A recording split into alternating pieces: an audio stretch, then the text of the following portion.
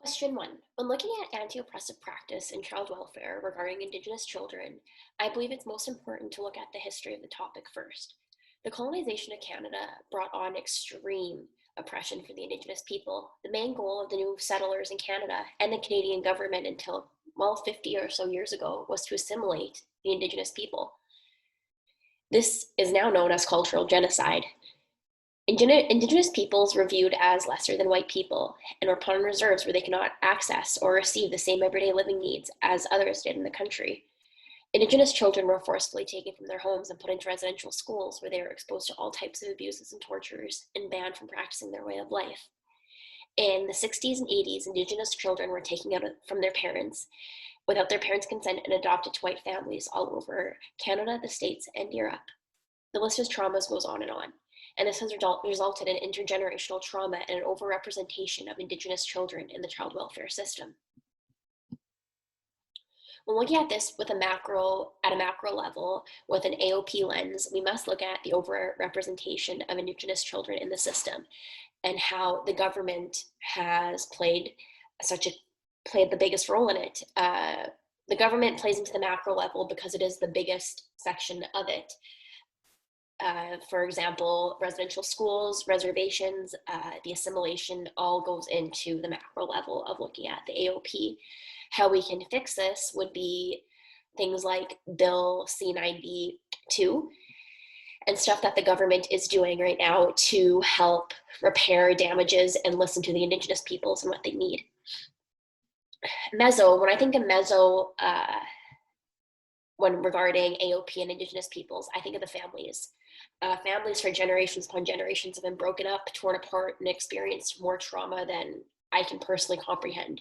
Many Indigenous children are put into the system, for example, foster care, residential schools, and do not learn from their parents what family is, as it was taken away from them. Their loving and nurturing was at a residential school, or was their parents not being able to properly take care of them because their past traumas were affecting them.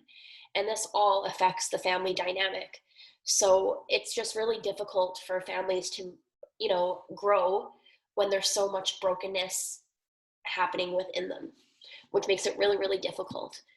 When looking at the micro level, I think of the individual children. I honestly believe that children are like sponges. I think of my daughter, and she soaks in absolutely everything that I do and say, and it's not always the best thing. With children hearing and seeing everything their parents do, they take in a lot of the negative stuff. So with intergenerational trauma, the children are seeing their parents' struggles. They're listening to their parents' struggles, their grandparents' struggles, siblings, and PTSD from everything they've been through. And they absorb that in, and eventually it becomes their own. And that's how generational trauma works. It's really difficult because, as you can see, like from a macro, meso, or micro level, everything just kind of falls into place from one large scale to the other. Anti-oppressive practice with Indigenous people is being culturally aware, I think. Being culturally aware of the past and current traumas and that the Indigenous population are facing and the psychology behind it. If you were to go into an Indigenous home as a social worker, you would and not know the history and the context of their people, I believe it would just be really devastating, because you would have something like the 60s scoop happen again where, oh, I'm just going to take this child and take it away because it just doesn't look safe, when we all know that doesn't work, because back then during the 60s scoop, the majority of social workers were white women who didn't understand what was happening, and that's just really horrible. So being culturally aware and understanding about what's happening and the psychology behind it is key. And knowing that struggles with an Indigenous family and Indigenous history are different from, let's say, a white family per se, because they didn't go through residential schools and all those traumas. Bill C-92, as I mentioned before, is a perfect example of how using anti-oppressive practice is benefiting children, family, and communities. It's benefiting children because it's keeping children with their families and their communities. It's benefiting families because families get to keep their children, and communities, as communities are staying whole again. And it's allowing the community to work together, like in the kinship agreement, and allowing community to have a say because community is so important in Indigenous culture.